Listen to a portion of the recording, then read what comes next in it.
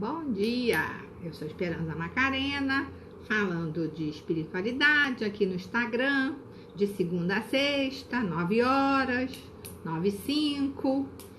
E hoje nós estamos dando continuidade. Ih, que bom que você entrou! Tudo bem, meu amor? Entrou ao vivo hoje. E hoje nós vamos dar continuidade ao que eu comecei na terça-feira. Era a gente falar sobre... Deixa eu tirar o volume aqui, senão a gente vai ficar ouvindo. Que era a gente falar sobre... Maravilha! Fluindo com o Universo, bom dia! Que era a gente falar, tentar fazer uma análise, né, do que aconteceu com esse episódio de Suzano, né, que a gente vem conversando desde terça-feira, para tentar traçar, né, uma análise, né, para a gente pensar junto por que está acontecendo esse tipo de atentado. Sol está no ao vivo hoje também, que maravilha, Sol! Então, vamos deixar a galera entrar, e eu queria começar falando o seguinte, tem uma pergunta no livro de Kardec. Bom dia, Deia! Tem uma pergunta daquelas questões, né? O livro dos espíritos, que Kardec faz aos espíritos e pergunta assim: o que aconteceria se os laços fossem afrouxados na família, né? É uma pergunta que Kardec faz aos espíritos. Bom dia, Lu. Bom dia, Deia. Então, o que aconteceria se os laços fossem afrouxados na família? E os espíritos respondem: um recrudescimento do egoísmo, né? Que é, na verdade, um aumento do egoísmo. Então, família é uma coisa complicada, a gente sabe disso. É na família que a gente tem os maiores resgates, mas as pessoas que são da nossa família são exatamente aquelas pessoas que a gente tem que aprender a amar e perdoar. É ali que está a maior missão. Entrou muita gente linda, deixa eu dar bom dia para Si, para Indianara, para Luz, que entrou hoje, Luciane Haddad, tudo bem? Então, se na família a gente tem também as nossas maiores provas, e é onde a gente tem que exercer a nossa paciência, a gente tem que vibrar pelo amor, nesse núcleo mais próximo de nós, se a família tá doente, o mundo fica doente, né? Então, muitas dessas coisas que estão acontecendo, que a gente está falando já há 2 dias, desse alto índice de suicídio dos adolescentes, desses atentados, né? Para reparar que, em geral, esses atentados são feitos por meninos, né? Então, assim, às vezes parece que nesse mundo onde as mulheres e as jovenzinhas estão cada dia mais empoderadas, os meninos ficaram meio que sem um papel. Então, assim, a gente, enquanto sociedade, enquanto mãe, enquanto que trabalha com jovens, tia, avó, seja lá o que for, a gente tem que prestar atenção nos meninos. Os meninos estão meio que sem saber como é que se comportam nesse mundo novo, né? E aí, o que a gente tem que fazer, que a frase... Exatamente, Deia, que é a frase que eu botei no Instagram e botei também na galera que está na lista de transmissão, que é a frase de Joana de Ângeles, que diz: o ser consciente não se julga, não se justifica, não se acusa, nem se culpa, apenas descobre-se. Então, a gente ter contato com a nossa sombra e reconhecer que somos todos ainda bastante imperfeitos, mas que queremos evoluir, ao mesmo tempo não ficar tampando o sol com a peneira, fingindo que a gente é o que a gente não é, fingindo que a gente é forte quando às vezes a gente está fraco, tendo vergonha de pedir ajuda quando na verdade a gente está precisando de pedir ajuda. Isso acontece com todos nós, e no grupo aqui do Pílulas, a maioria adultos, né? Você imagina como é que é isso para a garotada, os adolescentes, como tá difícil para eles esse momento que o planeta vive, esse nível de exigência, que a gente falou muito sobre isso ontem, né? E como a gente precisa ter um olhar amoroso e caridoso com a garotada. A Deia tá falando aqui, tem pensado muito nisso. A Luz é mãe também de pequenininho, tô desesperada com isso. O lado da força agora é feminino, isso é sem dúvida nenhuma, Deia. Sem dúvida nenhuma, está muito claro. Agora, como que a gente vai tratar e trabalhar os nossos meninos para que eles não se sintam o que as mulheres já foram um dia. E tem até um documentário sobre isso que a Sandra me passou, que eu ainda não assisti. Eu vou assistir primeiro e se eu achar legal, eu indico pra gente fazer aquele nosso estudo. Porque é assim, os meninos ainda educados daquela forma, que é homem não chora, homem não pode isso, homem não pode manifestar sentimentos e tal, num mundo que mudou muito. E eles ficam sem saber qual é o papel deles. Como é que a gente ajuda, como é que a gente acolhe, né? Entrou uma galera aí, oi Kiko, oi Fatinha, oi Thaís, bom dia. Então, eu sou mãe de filho homem, que hoje em dia já é um homem, porque tá com 27 anos, mas eu vou contar pra vocês uma cena que aconteceu em casa, muito engraçada, para mostrar para vocês assim como eu acho que isso é complicado, né? O Juan Pablo Pulga devia ter uns 6, 7 anos de idade, chega em casa e conversa comigo assim: mãe, no meu colégio tem um menino na minha sala que, sabe, mãe, ele é um pouco assim, ele é feminino. Aí eu falei assim: Juan Pablo?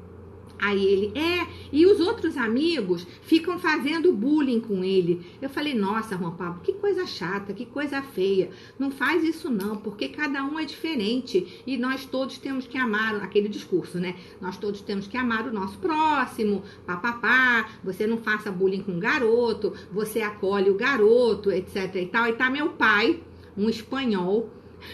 Quem conhece meu pai, Kiko aqui conhece meu pai, um espanholzão, grandão, fortão, passa pela sala no momento que eu tô tendo essa conversa amorosa com meu filho e fala assim: tá bom, Juan Pablo, não precisa ficar destratando o garoto não, mas não senta do lado dele não. Eu fiquei rindo, que eu falei assim, estragou a minha psicologia, né? Tava eu aqui falando com o Juan Pablo, para não ser um cara preconceituoso, etc e tal, e passa o Rafão com esse discurso. Então, assim, como é complicado a gente educar meninos, né? Como é complicado a gente tentar que eles sejam almas sensíveis num mundo que ainda... Bacana é ser machista, bacana é ser machão, bacana é beber pra caramba, bacana é pegar muita mulher. Como que faz, gente? É muito complicado e tem que cada um tem a sua alma. Tem que cada um tem o seu jeito, cada um tem a sua tendência. Como diz Joana aqui, né? A gente não pode ficar nem se julgando, nem se justificando, nem se culpando, mas a gente tem sim que se descobrir e tentar ser a melhor versão que a gente pode ser. E aí, às vezes, eu acho que muitas das pessoas que caminham na espiritualidade, elas ficam pensando assim: eu tenho que ter uma missão importantíssima, né? De salvar uma comunidade, salvar o planeta, recolher o plástico dos oceanos, seja lá qual for, né? E no fundo, o que Deus quer da gente é que a gente acolha e ame em volta aqueles que estão na nossa volta. Então, aquela coisa do pense globalmente e haja localmente, né? É no pequenininho, gente, é na família, é nos nossos amigos, é no meio que a gente anda, nossos sobrinhos. É nesse entorno que a gente pode melhor servir a Deus, dando o nosso amor, tentando entender o que está acontecendo com a cabeça dos pequenos, tentando mostrar para eles um caminho que não precisa ser do jeito de antigamente, mas que eles precisam inventar um novo jeito de ser. Bonito hoje em dia é o homem com alma feminina, é o cara que ajuda a esposa a criar o filho, é o cara que não senta no sofá e fala assim: ai mulher, traz a cerveja pra mim. O que as mulheres querem hoje são homens colaborativos, né? Só que eles não têm treinamento para isso. Então a gente que é mulher e que é mãe e que educa é que tem que ajudar a formar esses novos homens que a sociedade gostaria que eles fossem, e muitas vezes falando claramente, porque às vezes a gente não fala e fica esperando que o outro entenda o que a gente quer que ele faça. Olha que coisa complicada, né? Se você não fala, se você não pede ajuda, se você não diz, como que o marido, o namorado, o irmão, o filho, o avô vai entender o que nós mulheres estamos querendo, né? Thaís está falando aqui, só tenho meninas, mas acho que a educação legal de meninos depende muito da relação com a mãe. Eu também acho, isso é muito freudiano, né? Eu também acho isso, Thaís, concordo plenamente. Sol tem um garotinho, tenta criar e educar da melhor forma, mas melhor ainda quando o pai ajuda a mãe na educação. Com certeza, com certeza. E a gente vive numa sociedade que 51% das mulheres estão criando os filhos sozinha. Isso nas camadas mais humildes é maior ainda, né? Cris, minha assistente aqui de casa, que está comigo há anos, cria o Yuri sozinha. Então, assim, complicado, porque aí fica uma missão muito para as mulheres e eles ficam muito sem referência. Então, se você é um homem, os homens do grupo que assistem o Pílulas e que a galera que assiste a reprise, se você tem um irmão, se você tem um tio e tal, promova que ele seja uma figura masculina bacana, entendeu? Porque às vezes a gente fica muito nessa coisa do egoísmo, que é assim, não é meu filho, não é problema meu. É problema de todos nós, porque quando a gente não dá amor para as crianças e a gente ajuda a criar sociopatas e psicopatas e a gente está se omitindo, o problema é da sociedade. Como é que a gente está deixando as crianças chegarem nesse ponto de insatisfação, de achar que a vida não vale a pena e de entrar armado num colégio saindo atirando para todo lado? É bem complicado. Karine está falando, a função do pai na criação das meninas também é super importante. Perfeito. O jeito que elas são tratadas pelos pais serve de referência de como será tratada pelo marido. Perfeito. Karine é mãe de Camila, gente, Camila é uma das minhas 15 anos que absurda, incrível ela. Criando uma menina muito bem criada. Então, assim, nós como mulheres, a gente consegue muito influenciar os nossos amigos, os nossos irmãos, os nossos companheiros, os nossos primos, os nossos tios. A gente é muito sabida quando a gente quer. A gente é muito sabida, então a gente tem que ter aquele jeito que só a gente sabe, mulher, e dizer assim, poxa, seria tão legal se você conversasse com o fulano sobre isso, isso e aquilo, que eu acho que ele tá com uma dificuldade, né? Vamos promover que os homens se envolvam mais na educação. E vamos tentar também promover quando a gente vê aquela mãe que não tem uma figura paterna, né, perto dela, que é como que a gente pode apoiar e como que a gente pode acolher. O Narciso, meu psicólogo, que eu fiz análise com ele muitos anos, eles hoje na psicologia, eles não falam de pai e de mãe, eles falam mais no sentido de que nós todos temos, homens e mulheres, o sentido materno e o sentido paterno na educação. Então, muitas vezes, quando a gente tem uma mãe que é forte e que diz não, ela está exercendo o sentido masculino da educação, né? Então, dentro do homem também tem que ter o sentido feminino da educação, como Karine falou muito bem, que a gente possa ter homens suaves que mostrem para suas filhas meninas como elas merecem ser tratadas. E aí a gente volta para o assunto da família.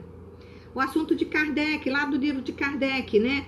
Se os laços fossem afrouxados na família, o que aconteceria? Um recrudescimento do egoísmo. Então, quando a gente sai daquelas casas coloniais, eu sempre falei isso na minha análise, gente, eu adoraria morar num casarão com a família toda, sabe, assim, os primos, os tios, assim, aquela casa de antigamente, né, que a gente vê nas novelas antigas, com muitos empregados, cada um com seu quarto, e aquelas refeições com as famílias todas juntas. Eu acho aquilo incrível, mas a vida moderna não é mais assim, principalmente a vida nas cidades, né? Então acabou que todo mundo se isolou nos seus apartamentos, cada um com seus problemas, né? E de repente falta aquele senso do coletivo. Talvez as tribos indígenas sejam mais evoluídas que nós, no sentido de que o filho de uma tribo indígena não é só dos pais, ele é da tribo toda. Então, quando a gente, na tribo indígena, vê uma criança que está fazendo alguma coisa errada, mesmo que você não seja mãe, você pode chamar a atenção. Putz, vai falar alguma coisa com uma criança hoje em dia no parquinho. a mãe vem pra cima de você cheia de pedra. Então, assim, a gente também fica muito sem saber como é que se comporta, porque os mundinhos estão muito fechados. Eu moro aqui num apartamento de 12 andares, são 4 por andar. Pô, eu conheço muito pouco vizinho meu. A gente acaba se fechando muito nesse nosso mundinho, né? E só com os nossos problemas, e também não tem tempo, que é a justificativa de sempre, de olhar o problema do outro. Complicado, né? Ou seja, eu tô hoje trazendo muito mais perguntas do que respostas. Essa é que é a verdade. Oi, Silvia. Oi, Vivi. Tudo bem?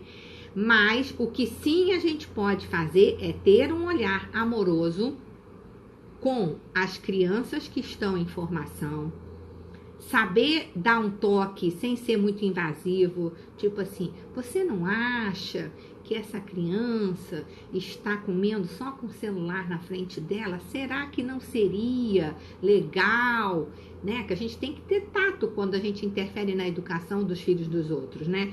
Thaís está falando, devemos também contar com a ajuda de profissionais para enfrentar as fases. Minhas filhas fazem terapia. Perfeito. Luz está falando, gratidão, como eu estava precisando ouvir você falar tudo isso. Ah, meu amor, também te amo. E assim, é complicado, gente, é complicado. A gente tem que manter sempre a porta do diálogo aberta. Eu até hoje com o Juan Pablo, eu sempre falo com ele, ó, Juan Pablo, por pior que tenha sido a merda que você fez, vem pra casa, me conta que nós vamos resolver juntos.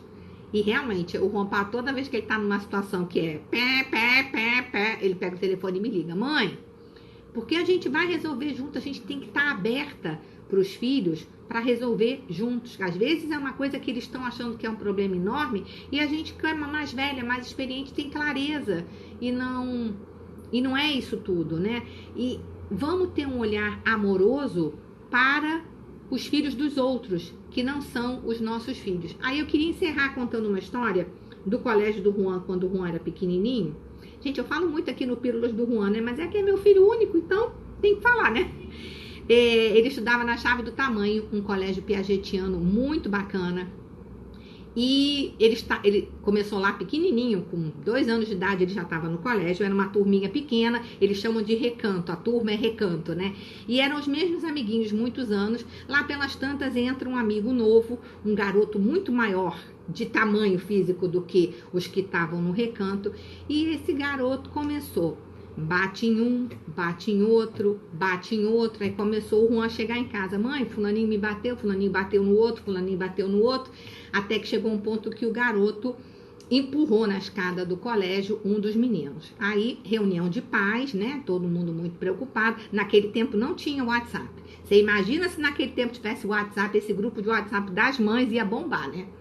Aí, fomos para a reunião do colégio, a diretora veio falar com a gente, maravilhosa diretora, pedagoga maravilhosa. E qual era o discurso das mães? Inclusive o meu. Expulsa o garoto.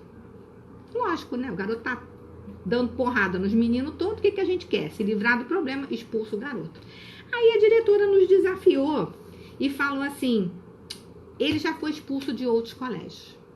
O que eu quero propor para vocês é o seguinte, vamos tentar recuperar esse menino. E para isso a gente vai ter que fazer um trabalho, nós todos, a gente do colégio, os pais do garoto, as crianças e os pais das outras crianças. Beleza, nessa época eu tava começando na análise, né? Aí fui pro Narciso. Aí contei, falei, por que você não acha um absurdo? Aí o Narciso falou assim, ou vocês acolhem o garoto e ajudam ele a resolver, ou vocês vão estar botando no mundo mais um sociopata, mais um psicopata. Só que o Narciso foi me instruindo do como eu deveria me comportar com o Juan Pablo e o que eu deveria questionar no colégio. Aí uma das colocações que o Narciso fez é, o garoto está fazendo terapia? Porque a Thaís está falando que as meninas fazem terapia. Aí eu chegava na reunião dos pais e falava, o menino está fazendo terapia? E aí a coisa foi acontecendo. Aí a gente descobriu, através da diretora, que o garoto tinha um pai que morava na mesma casa, era pai e mãe, e ele era filho único, morava na mesma casa, e o pai estava em estado vegetativo há muitos e muitos anos, ficava num quarto com enfermeiros e, enfim, era um estado vegetativo dentro de casa. E essa mãe se desdobrando, tendo que fazer dinheiro e cuidar do marido e cuidar do filho. E eu sei que a coisa foi indo, gente. A coisa foi indo. Os meninos foram se mobilizando. Lá pelas tantas, quando o garoto estava mais calmo, que não batia nos meninos, eu convidei ele para passar um fim de semana lá em casa. Cara, eu não lembro do nome do menino, vou perguntar pro Juan. Aí ele passou um fim de semana lá em casa, ele chegou lá em casa, aí eu falei assim, o que você gosta de comer? O que você quer fazer? O que você quer? Tudo. Aí fiz tudo que ele gostava, tratamos ele muito bem. Juan Pablo estava de boa com o menino, dormiu no quarto com o Juan Pablo. No domingo à noite eu entreguei para a mãe. E o garoto foi muito bem. E aí, como é importante essa experiência para o Juan, que conseguiu fazer com que um menino extremamente agressivo e fora do padrão dele e dos amigos se convertesse num amigo, né? Sempre tive muito apoio do meu psicólogo. E o colégio pequeno, que colégios pequenos, esse tipo de atitude é mais fácil de ser tomada. Eu nunca quis botar o Juan Pablo num colégio muito grande, porque eu queria que ele fosse conhecido no colégio pelo nome dele, não o 5766. E aí foi uma conquista de todos nós, principalmente do menino, dos pais, da diretoria, do colégio. E lá pelas tantas ele foi transferido. Eu não sei como é que ele tá hoje. Ele saiu do colégio, acho que na 2ª ou na 3ª série, porque os pais foram morar em outro lugar. Então, gente, muitas vezes pra gente é fácil a gente dizer assim, expulsa esse mau elemento, eu não quero essa criança perto do meu filho, ele está mordendo meu filho, ele está fazendo isso, ele está sendo agressivo.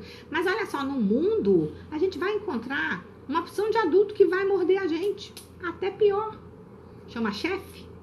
A gente vai encontrar essas pedreiras, então a gente também tem que deixar que os nossos filhos aprendam a lidar com as dificuldades desde pequeno, obviamente que num ambiente controlado, claro, né, de preferência quando a gente puder, e ensinar para os nossos filhos que só o amor vai resolver.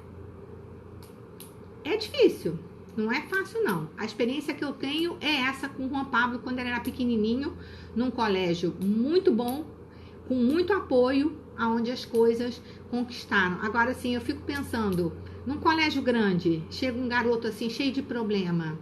O que o colégio faz? Expulsa, para não se aborrecer, para não trazer problema para os outros pais. Então, assim, como a gente tem que acolher e como a gente tem que ensinar os nossos filhos a amar e ensinar a superar as diferenças, né? Porque existem gays, existem pessoas violentas, existem outras religiões, existem outras etnias, e somos todos diferentes, mas somos todos filhos de Deus, e Jesus nos ensinou o amai-vos uns aos outros, que é difícil pra caramba, mas estamos aqui nessa missão, tentando fazer uso. Então era isso que eu queria contar pra vocês, que a gente se entenda como incompletos e imperfeitos, né?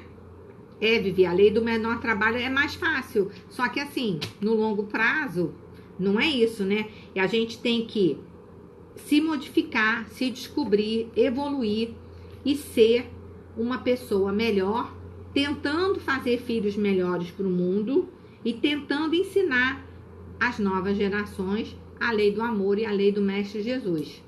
Então, é um trabalho difícil. Não é fácil. É um trabalho difícil, é um trabalho diário. Quando que acaba? Nunca, né, gente? Porque o nosso autoconhecimento é para sempre. A gente tem que ficar batalhando de ser melhor para sempre. E a gente fica batalhando com os filhos para sempre. Porque eu me lembro meu pai e minha mãe, até o último minuto antes de desencarnarem, como se preocupavam com os filhos, né? A minha mãe me chamava de Laninha. Eu já tinha 40 e tantos anos de idade e eu era Laninha. Porque para pai e para mãe, as crianças são sempre crianças, né? Então, vamos estender o nosso amor não só aos nossos filhos, como vamos estender o nosso amor também aos filhos que estão em volta, às vezes precisando de um colinho, precisando que alguém diga vai dar certo, precisando entender que tudo vai ficar bem.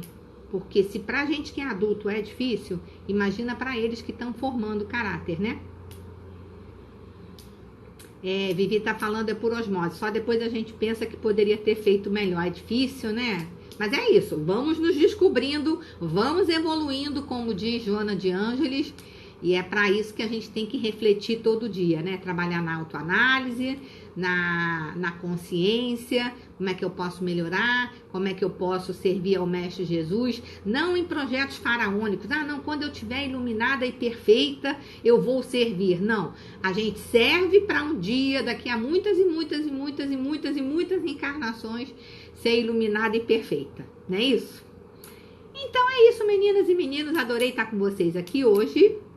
Nos vemos amanhã de novo para encerrar esse tema de por que está acontecendo isso com nossas crianças. Orar e vigiar e viver sempre, sempre. E as mães de menino, vamos lá, tamo juntas, vai dar certo. As mães de menina, tamo juntas, vai dar certo. E vamos acolher os nossos pequeninos sempre com uma palavra carinhosa, com amor. Às vezes só fazer assim na cabeça, é tudo que eles precisam para acreditar que vai dar tudo certo, né? Cada dia aprendemos um pouquinho mais. É isso. Beijo grande, adorei que você entrou, Karine. Beijo grande, Thaís, Vivi, Sol, Deborita que entrou no finalzinho, Silvia, Deia, Luz,